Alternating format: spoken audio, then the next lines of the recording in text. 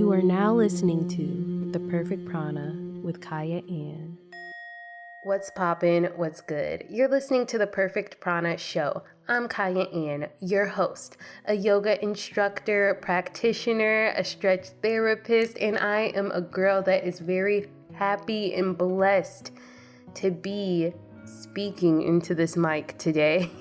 I have the usual in store for you all between the yoga news, where I talk about what's going on in the world of wellness and health and how it relates to yoga. Yoga Heals, where I bring on a very special guest and I speak to them about their practice, and the yoga theme, where I talk concepts and I provide yoga practices to go along with those concepts. But before we get into all of that, let's center ourselves. Let's take this moment to go inward, to focus on our prana, to focus on our breath. Prana translating to our breath, our life energy force, our vital life force, our chi. There's a few different interpretations of what that is, but let's focus on that. So no matter what you're doing, no matter where you're at, maybe you're driving in your car, maybe you're walking in the park, maybe you're sitting on the couch, or you're doing some task at home right now, take this moment to relax your shoulders from your ear, to soften your face, to unclench your jaw. If it's safe for you to do so, maybe to close your eyes. Lift your chest.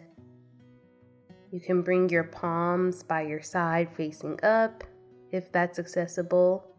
Maybe your palms on your lap. It's up to you. And push out all the air. Start with the exhale. And with me, take a deep breath in through your nose, letting that prana travel from your belly up to your rib cage, up to your lungs. Let the prana travel to your brain. And exhale to release, pushing out all the air, releasing what you do not need. And breathe in through your nose to fill up, letting that breath travel to anywhere in your body that needs attention and nourishment.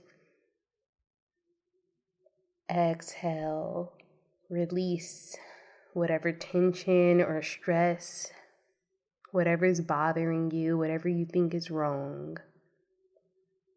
Once again, breathing in, letting the breath provide nourishment, whether that be for a certain body part, whether that be for your mind. And then exhale, sigh it out. And carry this breathing practice with you throughout your day, throughout your week, throughout your month, and throughout the rest of your 2025. Yoga news. But before I get into the yoga news, I would like to start by saying, welcome back. I have been MIA, and I was kind of beating myself up like, I'm not being creative enough, I'm not producing enough, I need to get back to this. But divine timing, I'm exactly where I need to be when I need to be there, and I'm doing what I need to do when I need to do it. When I'm called, I listen, and this is just the time that I felt inspired and ready to get back into podcasting. So here I am. I'm coming back even more inspired, with more knowledge, with more perspective, and that's the most important thing. I would rather produce quality over quantity. And that's what I want to say about that. Okay, so for the yoga news, your yoga mat is probably dirty and germ infested. And we need to talk about how to properly clean a mat. So I came across this news article, and I'm not gonna lie, I felt a little called out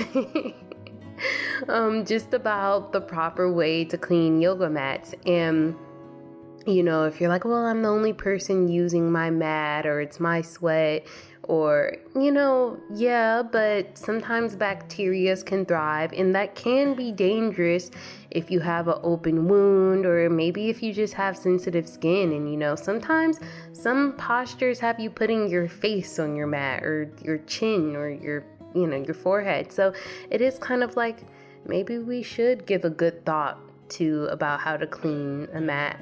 I usually like to clean my mats at whatever yoga studio I'm going to, because they have mat cleaner. Sometimes these studios will have like an essential oil cleaner, but in the article it says for those essential oils to actually work on your mats, you have to leave them, like spray your mat down and don't wipe it, and just let it soak into the mat for 15-20 minutes. And I was like, oh yeah, nobody does that. So the mats we're probably using are probably really dirty and we should be more mindful about how we're cleaning them.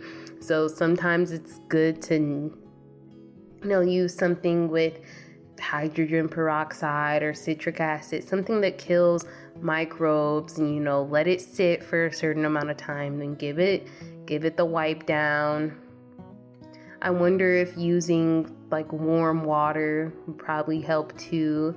I mean, the dirt really gets into the grooves and the crevices of the yoga mat. So yeah, something that I would really like for a yoga mat, just putting this out there, is like a cotton or linen yoga mat with just a good grip on the bottom of it so it won't slide all over the floor.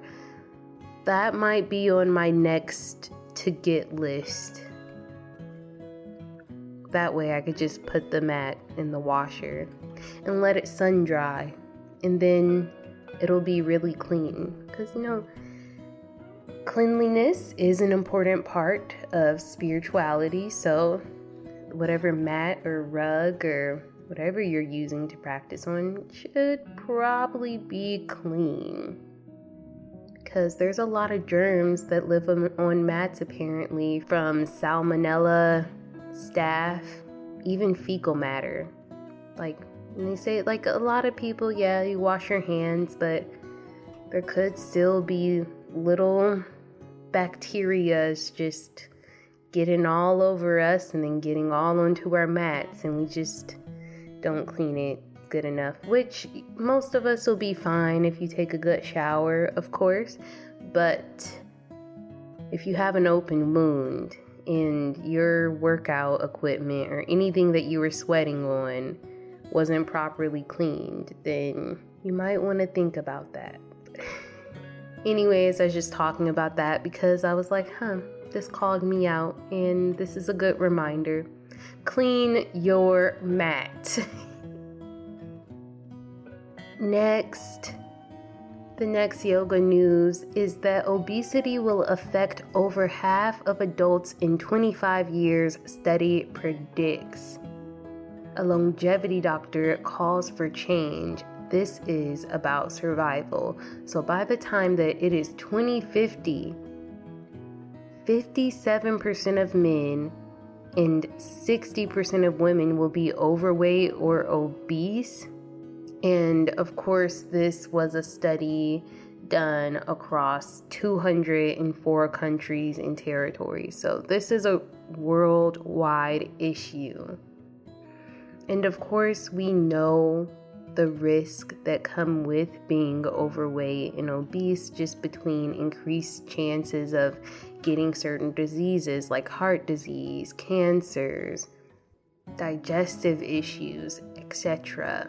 But I am talking about this because this issue is close to my heart, and it's something that we all have to, not all of us, but a lot of us have to actively combat.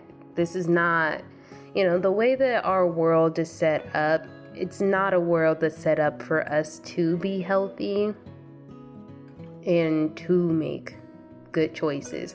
There's temptation every single time we look at the phone. There's food videos everywhere. There's drive-thrus everywhere. I mean, in a lot of cities or a lot of states, you have to drive most places because walking literally feels impossible. A lot of people don't live in walkable neighborhoods and cities. It's something every single day that we all have to make the active choice to say, this is the type of person I'm going to be. I'm going to be a healthy person. I'm going to live a healthy lifestyle. It's not something that just happens. Maybe years ago, when we lived in a different society, being at a healthy body weight was something that came more natural to people, but a lot of people have to work at it. I don't think that this is a topic that should make anyone feel bad about themselves, though. Just because you might be carrying a few extra pounds, that doesn't take away from who you are. That doesn't mean that you're lazy or that you are just a morally bad person. I mean, the fact that this is happening to half of the adults within 25 years. I mean, we're probably pretty close to that statistic now for them to say that this is likely to happen by 2050. So for the fact that there are so many people struggling with this issue, I see it as a systemic issue. There is something wrong with the system. But in the meantime, while we cannot change the system completely, I think we just have to all actively decide, this is the type of person I want to be. Right now, we're in a time period where people are trying to find ways to be radical with their choices and with their lifestyles, with their boycotts, with their protests. And I think that, sure, that's great. But a way to be radical in today's society is to be a healthy person. Sick people make a lot of money and not for themselves. For people that have to treat them, for people that have to care for them, for pharmaceutical companies, for hospitals. And we need those things. We need healthcare, we need hospitals, we need pharmaceutical companies. But the level at which we need them, it's not natural. It's not okay, and we should all work to fight against that and to just need those things a little bit less. So next time you're out and about and you're like, oh, I'm gonna stop by Chick-fil-A, or oh, I'm going to just get a order of fries from this fast food establishment, or oh, whatever choice, you're gonna buy this package of Oreos. Sometimes maybe the radical thing is to not do that. And that's not saying that, oh, I can never eat this again, or I can never enjoy myself. But I mean, degree by degree, all the decisions that we make, all the choices we make add up. And it's definitely time to slowly start making better decisions. Surely, but slowly. Because I do not think that it's an accident that there are so many people struggling with their weight and with other sicknesses, but I just don't think that this is by accident. I don't think anything is by accident. But yeah, when I read articles like this or topics about weight come up, sometimes I can feel bad and like, oh, I don't have enough discipline. I'm so terrible. I haven't lost enough weight. Whatever. Looks aside, aesthetics aside, for our lives, for our loved ones, we should all try to be healthier together, and that's just it. We are all in this together. This is not just an issue of one individual person. Yoga heals. I don't know if I told you all how excited I am for this week's Yoga Heals, but if I didn't, I am telling you now, because this week we have Arianna Elizabeth, who is the founder of Bright and Salted LLC, which was a yoga studio based in Louisiana. She relocated, but she still sells retail and provides free yoga content, free Pilates content on YouTube for all of us for free. She has 500 hours under her belt as a registered yoga teacher. She's a certified Pilates instructor, yoga sculpt instructor, meditation, breath work. She has her master's in photography, and her mission is to create a safe and welcoming Christ-centered space for all people to become healthier versions of themselves. She creates practices for students that consider their Christian backgrounds while on their mats. Arianna has an interesting take on navigating the yoga space while still staying true to her beliefs, and I'm just so excited for this conversation, so let's just get on with it. I would like to start by saying thank you so much, Arianna Elizabeth, for coming on to the Perfect Prana show. I am so blessed to have you in my virtual presence. The first thing that I ask every single yoga practitioner, instructor that comes onto the show is when they started practicing yoga and why they still practice yoga today. Yes. So, first of all, thank you for having me. I really appreciate you reaching out to me and considering me at all. So, it is an honor. And I started practicing yoga 9 years ago, actually. No, 10 years ago. I started practicing yoga 10 years ago, teaching 9 years ago. And I still practice to this day because of honestly the mental psychological benefits of it. The physical practice is beautiful, it's wonderful. I can stretch, get flexibility, get strength through many different avenues, but the psychological portion of it has aided me in many situations, particularly just in situations where I need to remind myself to like ground down and relax, breathe, slow my breathing, control my breathing, even in tense situations. For example, I'm not a fan of needles at all.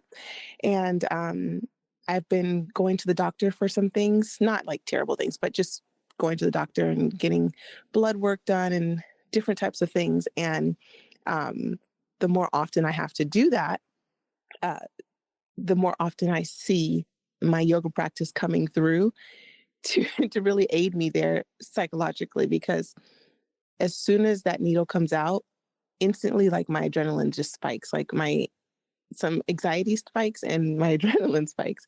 But I also come back to my yoga practice and it reminds me to literally just breathe and relax and release that tension and remind myself that like even though physically my body wants to do one thing, my mind is more in control of my body than I am aware of it to be. So yeah, that's why I practice it today. Beautiful. I'd like to say I also do not like needles, and especially don't let them miss my vein and have to poke me again, because Hello. that's the worst. They always do too. It never fails, ever.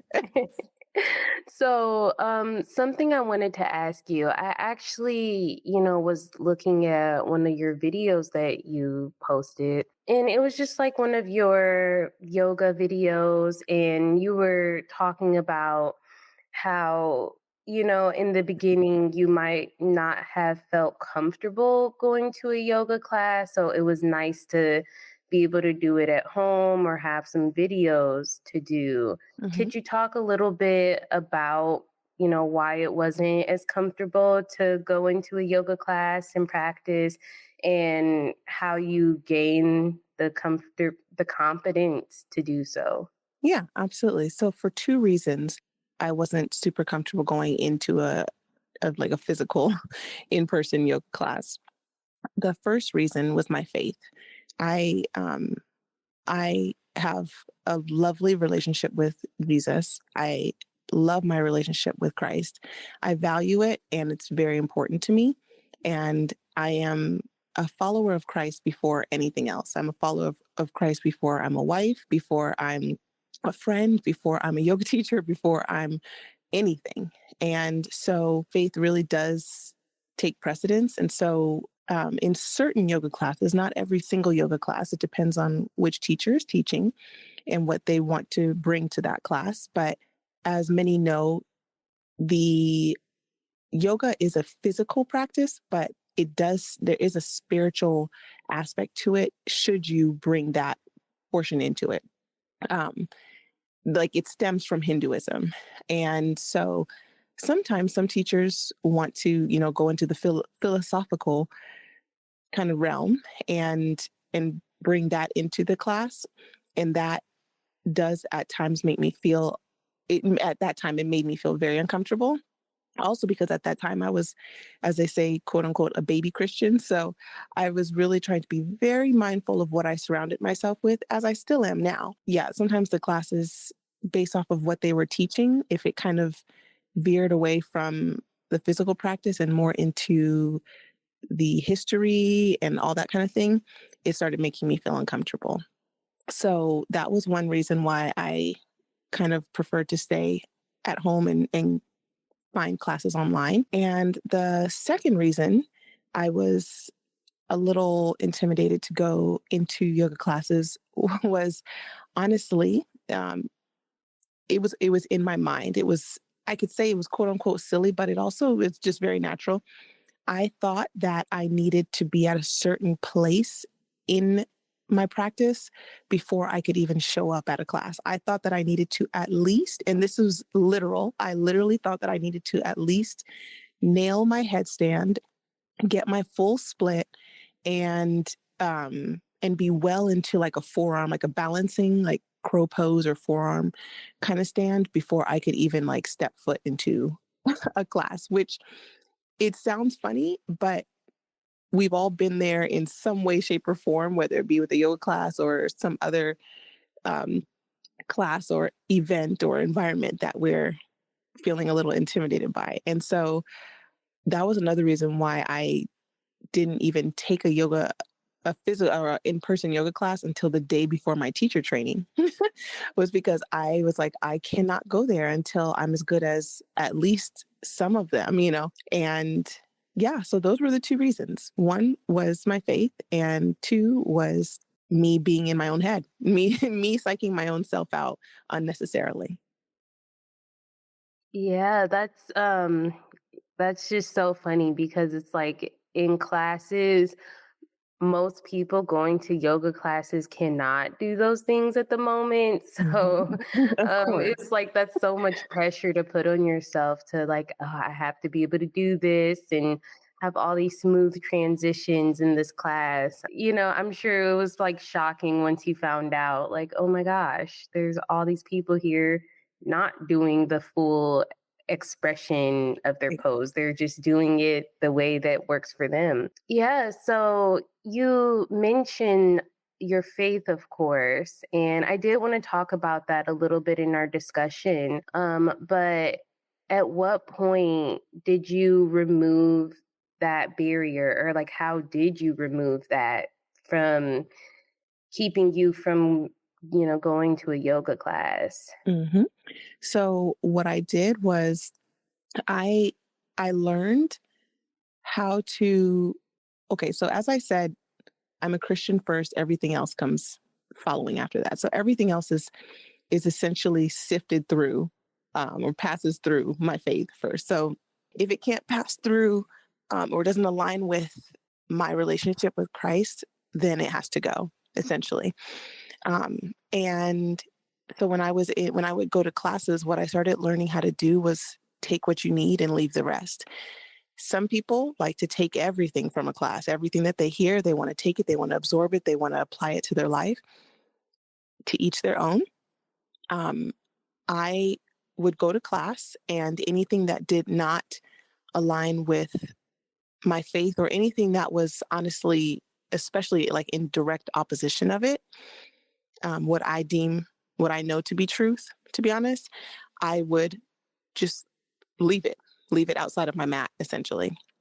So anytime there would be like a physical practice that, anything that had to do with like a physical practice, I took it all in. Instruction, I loved it. I absorbed it. I applied it to or applied it to my life. But anything that was outside of that, that started making me feel uncomfortable, that kind of started setting off a little alarm in my head, a little faith alarm in my head, I just simply let it go in one ear and out the other.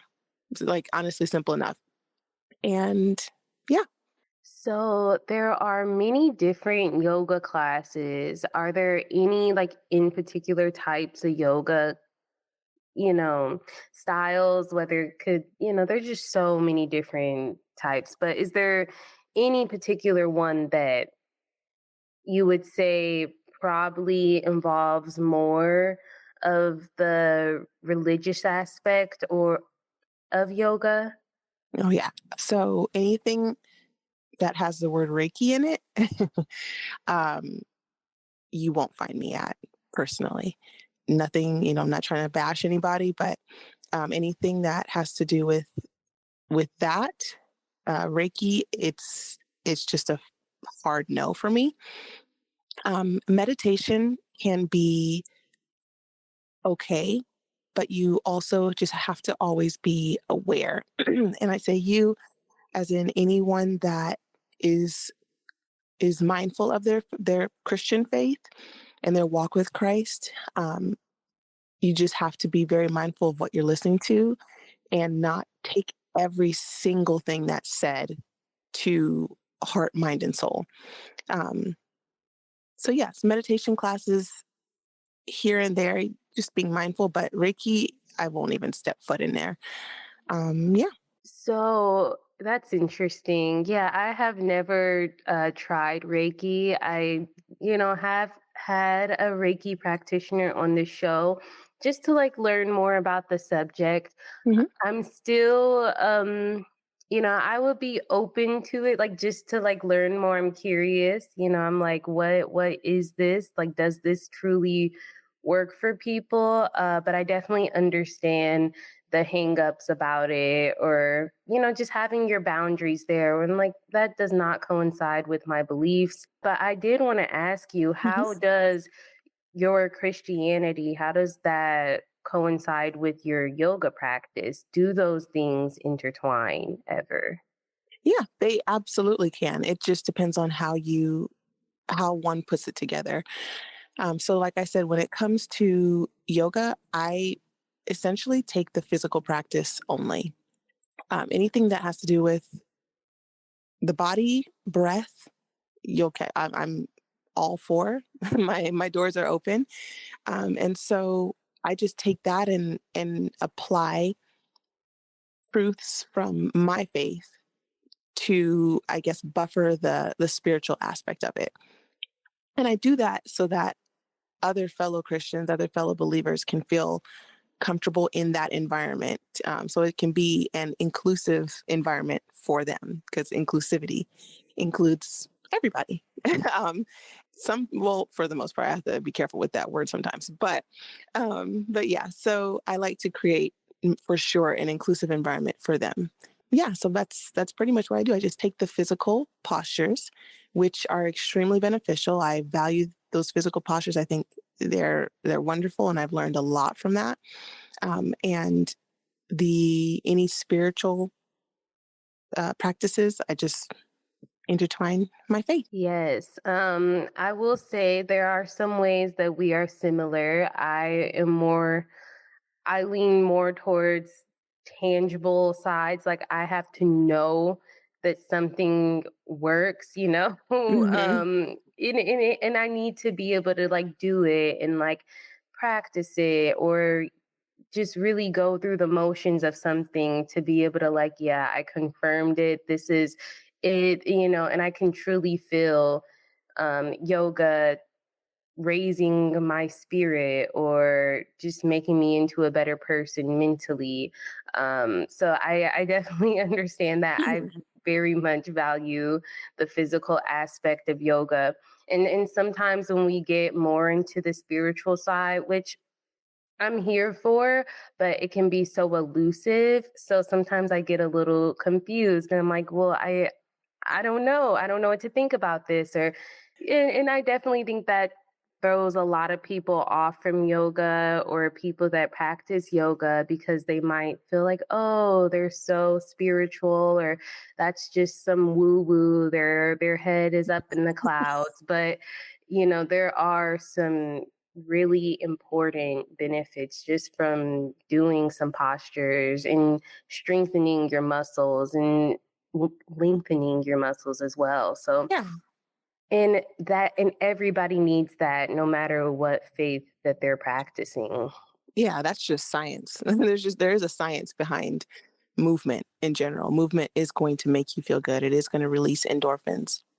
So, I mean, there is just taking all spiritual stuff aside or putting all spiritual stuff aside, there is literally just a science to moving your body. It's still a physical workout. and it's also a work in, but it really is very much so a workout. So, yeah.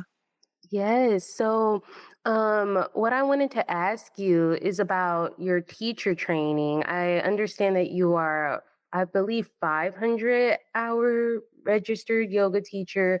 Mhm. What was your teacher training like, especially in regards to spirituality? Yeah.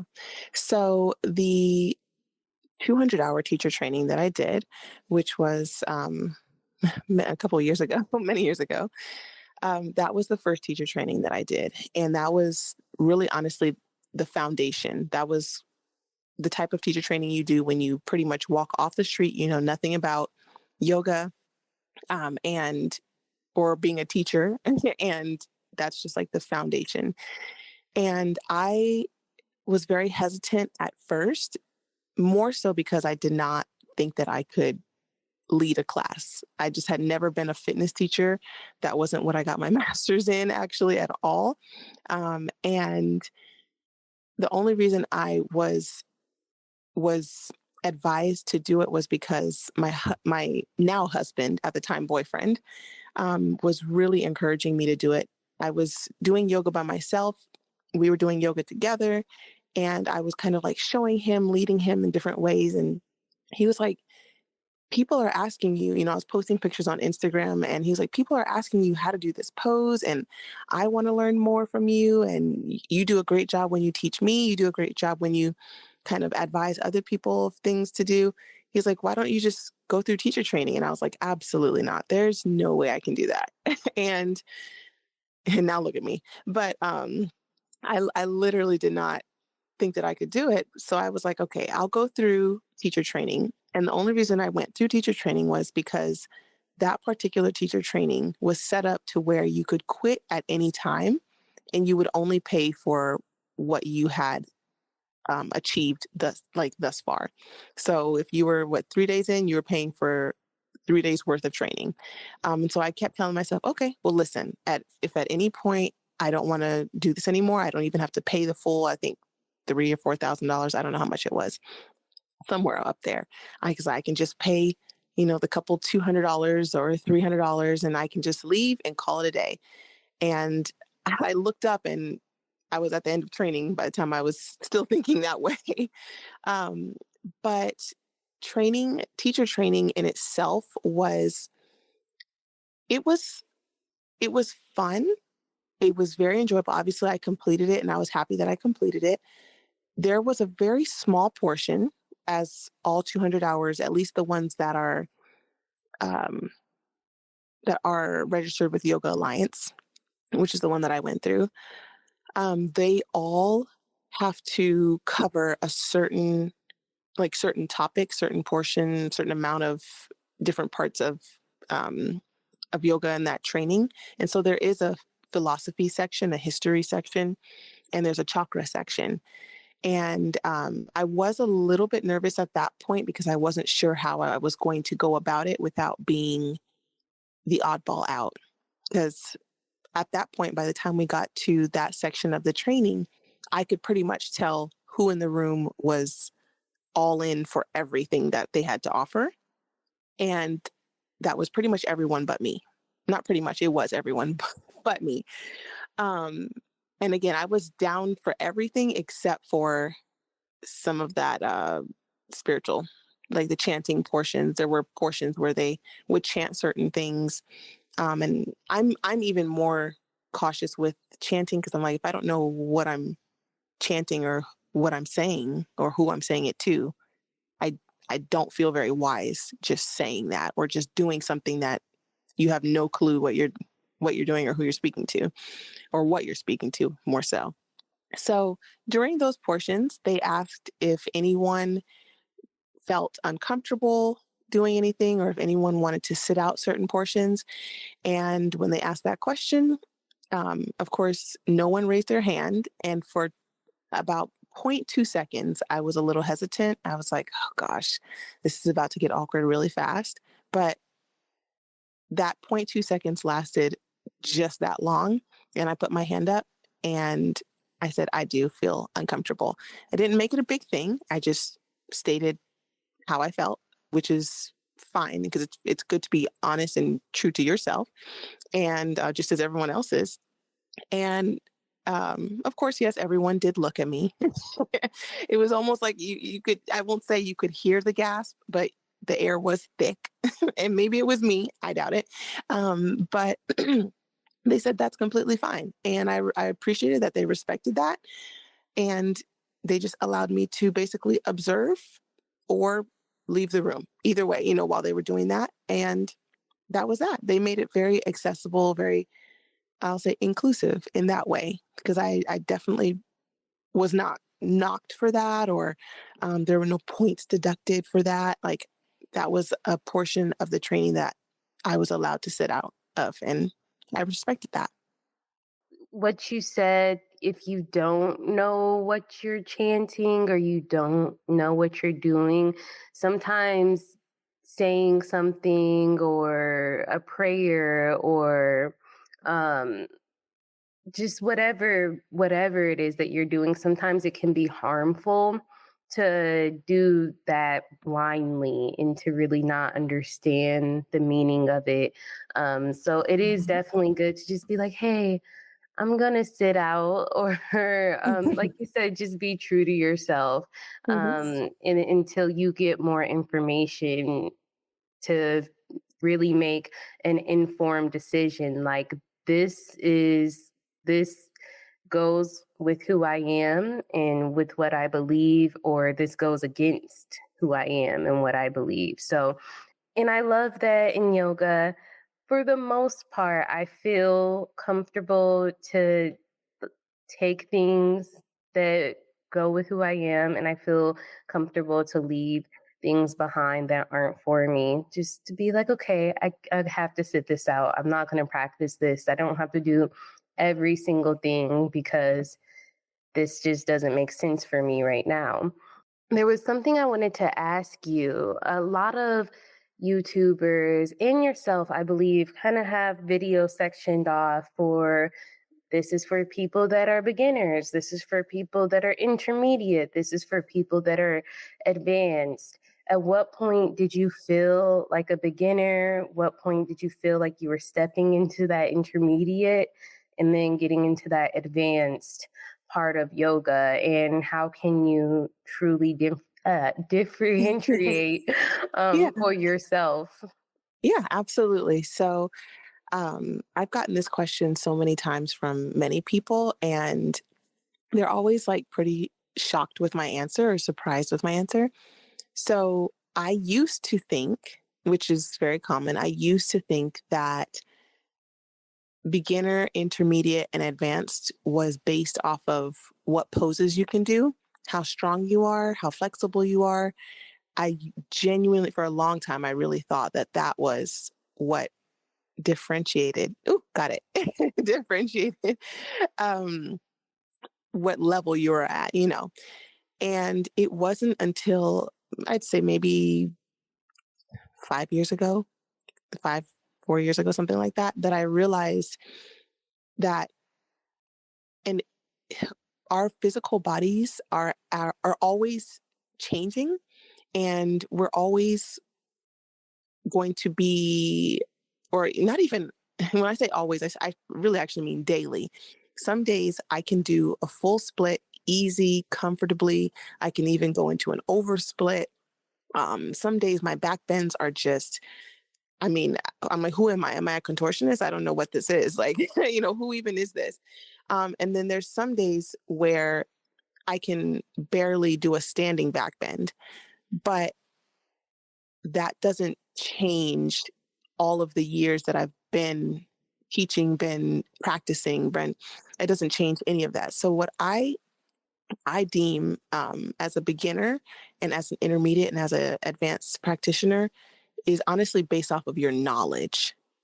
So if I have a student come to class, for example, and I tell them, okay, go ahead and get in child's pose. We're going to start in child's pose. If I have to just like tell them every single step, bring your big toes to touch, come down to the mat, open your knees wide, walk your hand. If I notice that they keep looking up at every single thing I do, and they can't lead themselves through their own practice at all whatsoever, that's a beginner. If I tell them, okay, come to standing mountain pose, if they don't know what mountain pose is, if they don't know what forward fold is, if they don't know, at all what a chaturanga is, that's a beginner. Now, I do have students that come to class and I can lead them through a full sequence, and they may not be able to fully or do the full expression of the posture. However, they don't need to look at me for any of it. They know exactly what to do. They just, based on that day and time, however they're feeling, they may not be able to do the full expression. They're definitely an intermediate student. 100% immediately. Most people are intermediate students and they don't even know it. They just keep considering themselves a beginner because they can't do a handstand. I can't do a handstand. So what does that mean? That I'm a beginner? Absolutely not. So I deem it based off of your knowledge. Advanced, I would start to probably say there is likely some strength and flexibility aspects that you probably have that a beginner wouldn't have, I would assume. But at the same time, it really, your body changes moment by moment, day by day. Things can be very different each day. So, yeah, it would be based off of knowledge for me. Yeah, definitely. That was perfectly said. Honestly, I've always have to question myself when people are like, "Oh, you're advanced," or "Oh, you're probably more intermediate." And I'm like, I don't know. I can't really tell, just because I still struggle with all these things, and I see so many different practices that I'm like, how is that even humanly possible? How can you even fit your body into that shape or balance like that? But it really is the knowledge. And I will definitely say, when I was more in my beginner phase, I was more likely to try to force myself through everything and struggle through everything and do the full expression. But it really was just really wonky. And I wasn't self aware enough to be like, oh, okay, I can't reach my hand to the floor. Well, let me just reach my hand to the shin and focus on keeping my chest open and things like that. And I Mhm. definitely say that those that knowledge made a world of difference in my yoga practice. And I'm sure a lot of people have the same experience of knowing, like, okay, I don't always have to focus on doing the most deepest, extravagant posture. I just have to focus on remaining open and having an aligned spine and just little nuances like that. What I wanted to get more into about is your background with Pilates, and when did that come about? And How has that been helpful for your yoga practice? Yeah, so I became a certified Pilates instructor in 2023, right before I opened my studio, actually. And that has helped, like, has helped my yoga practice so much, like immensely. I never, if had I known it was going to um, partner with my yoga practice so well, I would have started it years ago.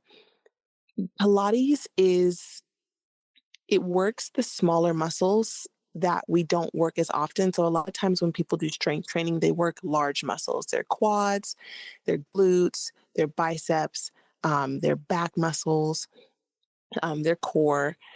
And sometimes we neglect like the smaller little muscles, like the little tiny muscles in your feet, um, the little tiny muscles in your hands, in your shoulders, um, and our core sometimes. But even the smaller muscles there too. We often neglect those because we're working those big muscles, but Pilates really helps build up those small little muscles and tendons so that you so how I'll say it builds it up in that way so that when you come back to your yoga practice, you just feel even more grounded and balanced. Like it increases the strength in your balance so that when you're working towards certain things like dancer's pose, that standing foot is just so much more secure because those little tiny muscles that you're actually using in your foot are already built up. So now you can work on the flexibility in your back to open up your chest and all those different types of things. And um, yeah, it really just works the little things. It's just more. It's almost like a yoga practice, but add in some more strength training, but strength training in the small muscles. So yeah, I think it's literally the perfect partner to yoga, which is why I also create yoga lattes classes.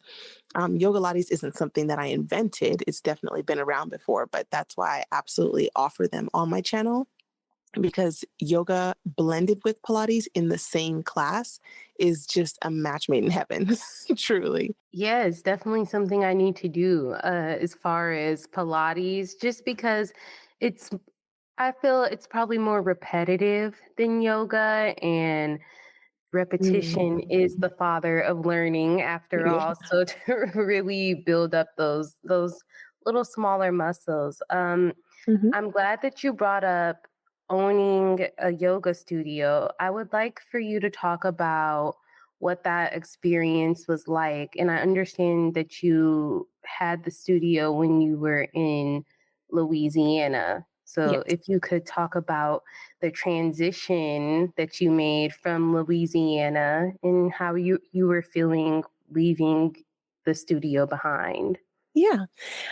So I will say owning a studio, opening it up, the entire process of it, running it was a lot, for lack of better words. It was a lot to take on. It was just me. Obviously, I had my husband who helped me with some of the renovations, things like that. And I mean, shout out to him because he is extremely skilled. And had he not helped me with those renovations, taking down certain like multiple walls, um, putting things in the walls, I mean, building up other walls, it would have been a lot more expensive, even more expensive than it already was. So, yeah, but as far as all of the, setting up classes, even teaching classes for a good while, for almost a year pretty much, um, just all of the scheduling and all of that, that was 1000% me. And I don't regret it to this day because I honestly opened up that studio to learn. It was a tester studio. So leaving it behind was not entirely as sad as one may think it was. The part that honestly broke my heart the most was really just the connections that I had formed with my students, with my clients. So that was really challenging because especially, your regulars, you start to have regulars that come in almost every single day, if not every other day. And so you really obviously very quickly form relationships with them, especially when you're the manager, the owner, and the teacher. I did end up hiring a few teachers towards the towards the middle to the end of owning the studio before we moved, but definitely I'd say about 80% of the time that the studio was open, I was teaching all of the classes. And there we would have up to 4 or 5 classes a day. So yeah, it was more so leaving them, not seeing them every single morning. That kind of was a little challenging, but regardless, we were going to move anyway. So I wasn't going to, those relationships were going to be kind of severed a little bit in general. Um, but owning the studio when I did, it was wonderful. I learned so much. I mean, yes, you can read books, you can read articles, you can do all of the book work. But there's nothing like actually just doing it, opening up the building, um, designing the classes, just getting out there and physically teaching them, sometimes doing the classes with them so I could see exactly how everything felt. Seeing their progress, seeing them so proud to be able to touch their toes when they weren't anywhere near being able to do it before. It is extremely, um, what's the word I'm looking for? Encouraging, but um, not liberating. There's a word I was looking for, but it definitely brought so much joy to my soul, and it made me feel like I'm actually doing something right. Yes, I have my online following, my online subscribers, and of course, reading their comments is everything. It really helps me feel like, okay, so this worked for them. Let me keep doing this, or let me try this. Maybe they could benefit from this X, Y, and Z. But seeing people in person, like actually seeing them lose the weight that they wanted to lose, or gain the flexibility that they wanted to gain, or gain the muscle that they wanted, and literally seeing it take place in real time with them, it is fulfilling. That's the word I was looking for. It was so fulfilling. Just another level of fulfillment.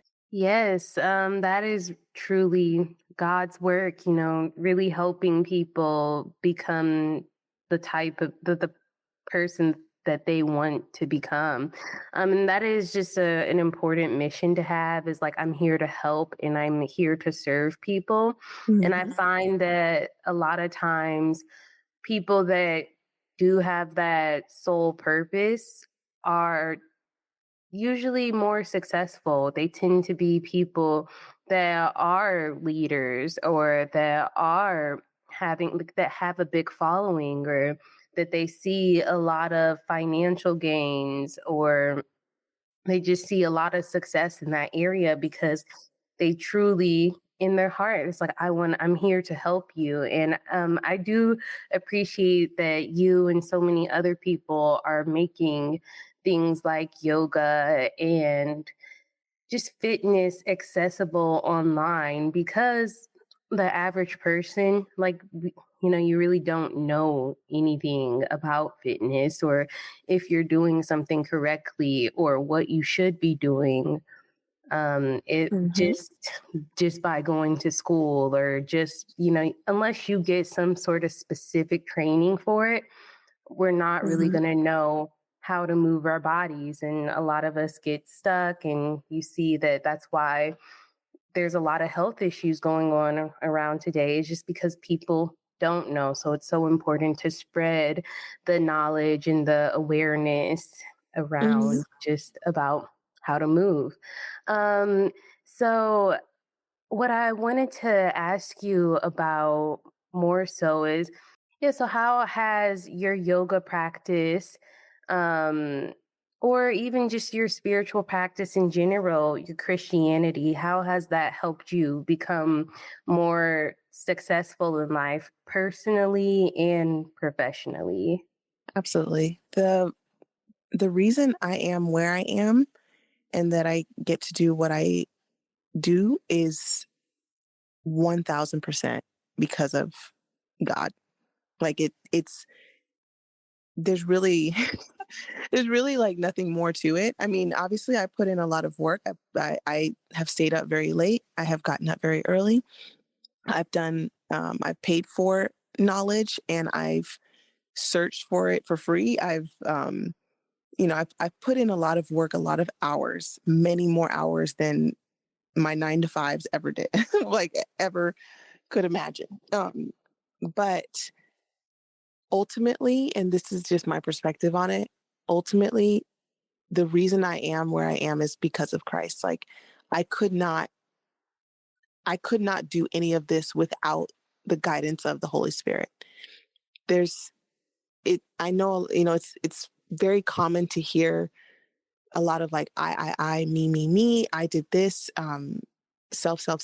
But if there's one thing that I have kind of detached from and try to be very mindful of when I'm teaching is detaching from a lot of that self, and directing it towards gratitude for my creator and what he's offered me in this life. Because ultimately, it's really not up to me.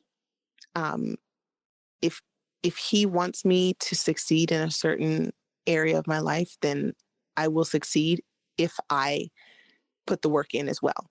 Um, but I don't think that if I were to do something that was out of line, no, I won't even say I don't think that. I know for a fact if I were to do something that was out of line of what he has laid out for me, it, it it wouldn't succeed. And honestly, I'm thankful and grateful that this is the path that he has me on right now. But I always keep my mind open that no matter how big things get here, no matter, how known I get or um, recognition I get, if at any point in time I were to get a very clear sign from him that he wanted me to stop this and go into some other path, I would be done. And that would be that. Um, because if he's not in it, I don't want it. It's just not worth it. So yeah, it's it's my walk with Christ has guided me through everything before I started yoga, and it'll still guide me after I stop doing yoga, should I ever stop. So yeah. Topic or the thing I really wanted to ask you about was your degree. Mm. I believe that you got your degree in photography, Mhm.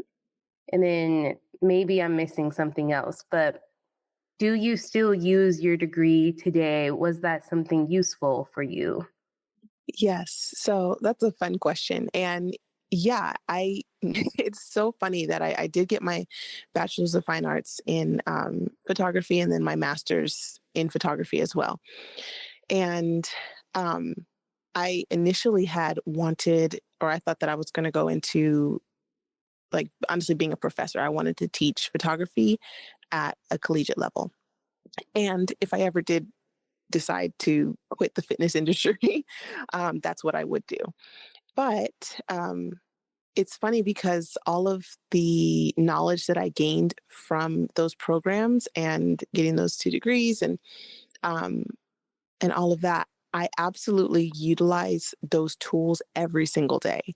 It definitely feels like it was still worth my time and money. I don't feel like it was just a complete waste by any means whatsoever because although I am not, a professor of photography, I absolutely am using my camera every single day. Actually, I'm using both of my cameras every single day. I'm using my Photoshop skills all the time.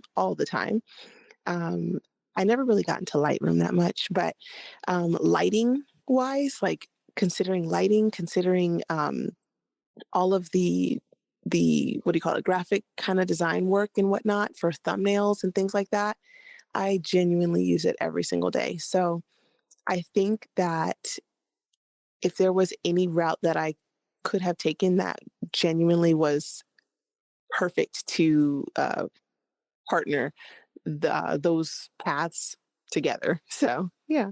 Yes, if I had gotten a degree in photography, we might be doing this visual, but and not. And it was just funny. I was just, had that question because my mom the other day was just like, if I would have known that all I had to do was get you a yoga teacher training, I would have saved a lot of money instead of buying your degree. But I was like, look, it's all full circle. I still use my degree somehow. We're still communicating. So, um, so thank you so much, Arianna, for sharing with me about your practice and your spirituality. I thought that this was a beautiful conversation.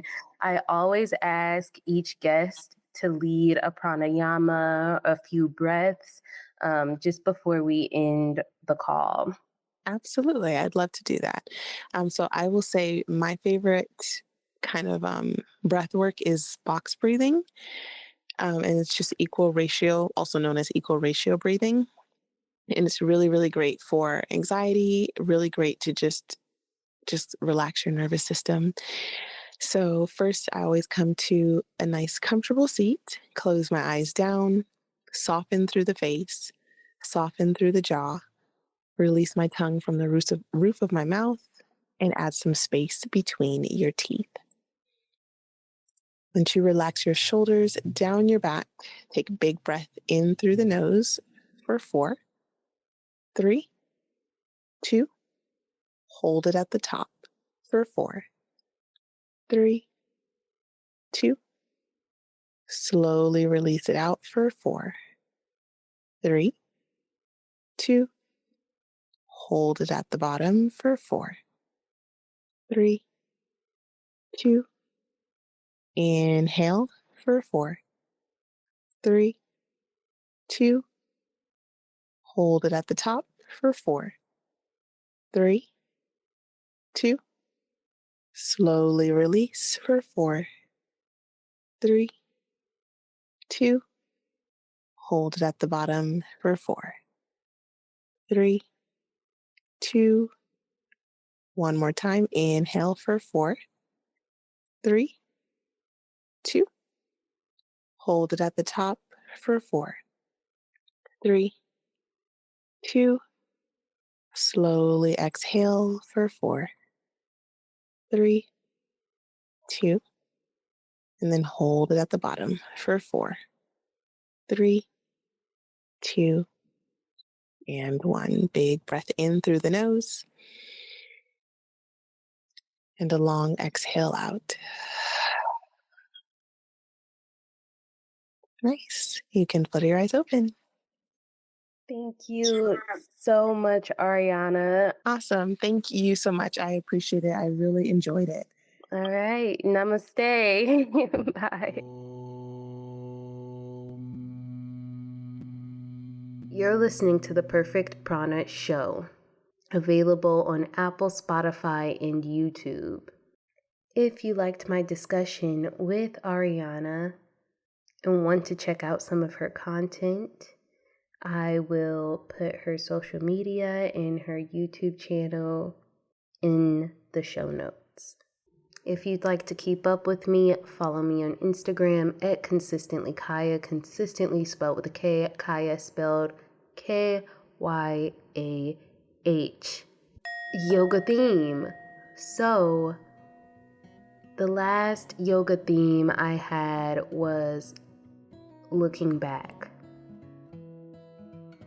And of course, the last episode I had for the Perfect Prana Show was in December, and we were just about to start the new year. I was going on vacation. I literally recorded my looking back video, but I never finished editing it, and everything is for a reason. I honestly think that I want to re-record it, and I want to keep the theme of looking back for this episode as well. It's springtime, and I intentionally started my show back up on March 22nd because it's right after the start of spring, and 22 is a special number for me. There's something about 22 that just feels magical. I mean, I'm literally 22.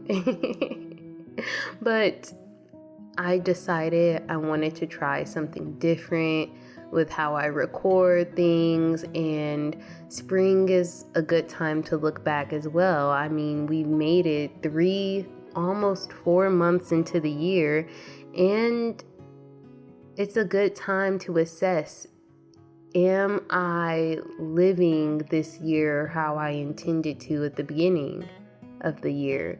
We set all these goals, or like new year, new me, or now is a good time to look back and to reflect and say, have my actions for the last 3 to 4 months aligned with who I want to be this year? Now is a good time to reset or check in, see where you're at with your journey, with your goals. Now's a good time to renew, to refresh. I mean, that's kind of the whole theme of the spring season, is rebirth.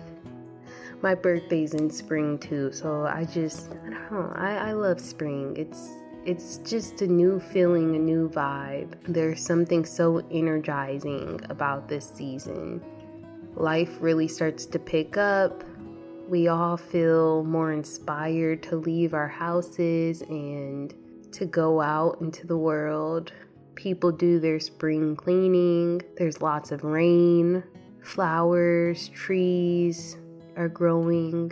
It's the season where people start planting their seeds, so their gardens start to grow.